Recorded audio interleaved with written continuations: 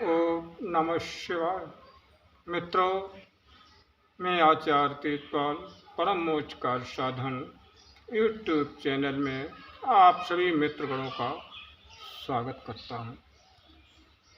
आज की चर्चा का विषय है कि सद्बुद्धि है क्या और उसे कैसे प्राप्त किया जा सकता है। उसको प्राप्त करने के साधन क्या हैं। इन्हीं बिंदुओं पर मैं आपको बताने की कोशिश करूंगा। इससे पहले आप मेरे परम मोक्ष कार्य साधन चैनल को सब्सक्राइब कर लें और वीडियो लाइक करें।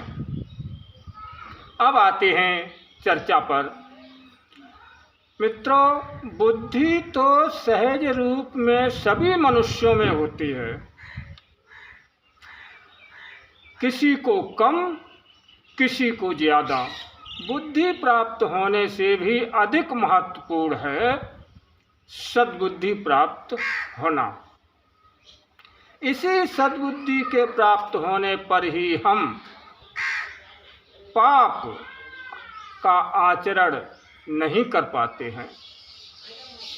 बुद्धि यदि भ्रष्ट होकर कुमारगामी बन जाए तो वो व्यक्ति स्वयं का पतन कर लेता है और उसके क्रियाकलाप समाज की छत पहुंचाते हैं। यदि मनुष्य सद्बुद्धि संपन्न हो तो वो अपना कल्याण कर सकता है और साथ ही साथ में समाज का भी कल्याण कर सकता है। भगवान श्री कृष्ण ने सद्बुद्धि को ही बुद्धिमानों की विभूति और अपना स्वरूप बताया है। गीता में कहा भी है कि बुद्धिर्बुद्धि मताम अस्मि, अर्थात बुद्धिमानों की बुद्धि मैं हूँ। ग्वाला जिस प्रकार लाठी लेकर पशुओं की रक्षा करता है, उस तरह देवता किसी की भी रक्षा नहीं करते हैं। जिसकी रक्षा करना चाहते हैं उसकी बुद्धि को सन्मार्ग पर नियोजित कर देते हैं। सद्बुद्धि की प्रेरणा से जब साधक आत्मशोधन करता है तो उसके भीतर कषाय कल्मशों का निराकरण होने लगता है और तब उसके भीतर निहित आत्मचेतना की क्षमताएं सहज ही प्रकट होने लगती हैं और यही वो स्थिति है जिसे कई प्रकार के दिव्य विशेषताओं का आभास मिलता है। ईश्वर से प्रार्थनाएं की गई हैं, उनमें ईश्वर का आशीर्वाद, पथ प्रदर्शन, नेतृत्व मांगा गया है। गायत्री मंत्र में हम शब्द का प्रयोग हुआ है।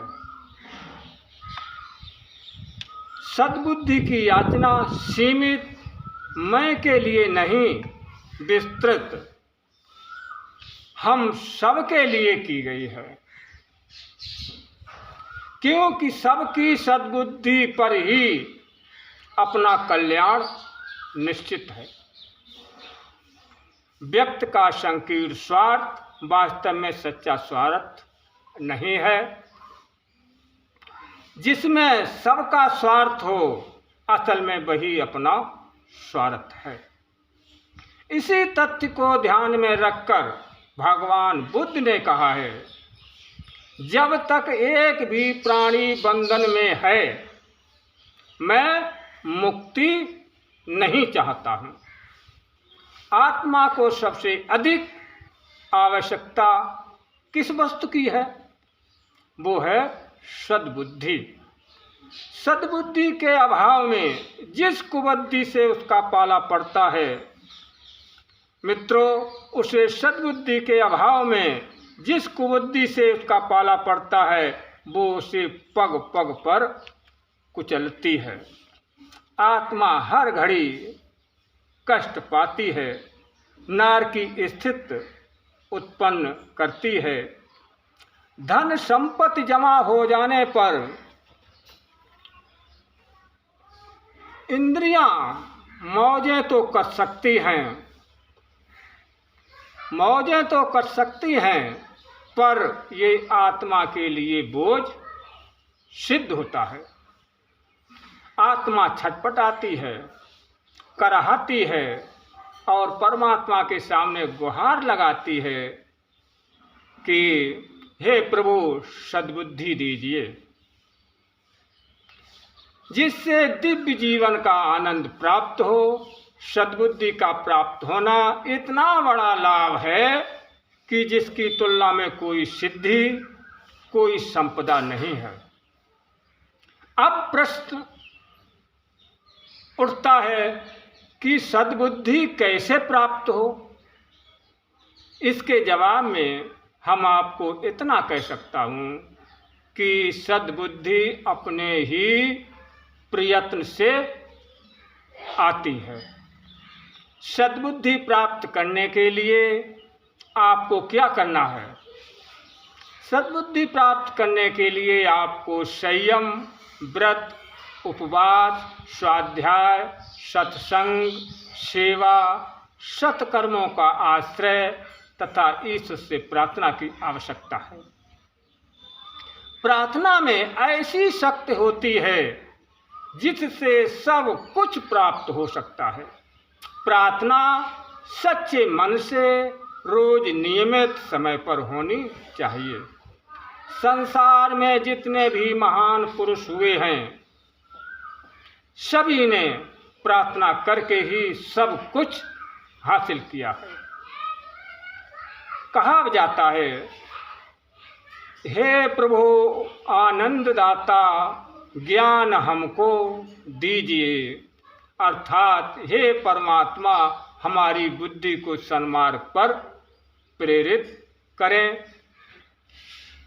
आशा करता हूँ कि ये दी गई जानकारी आपके जीवन में उपयोगी साबित होगी और वीडियो अगर अच्छी लगी हो तो वीडियो लाइक अवश्य करें और कमेंट भी करें। अब हम चलते हैं, आप अपना ध्यान रखें। जय माँ आदिशक्ति। ओम नमः शिवाय।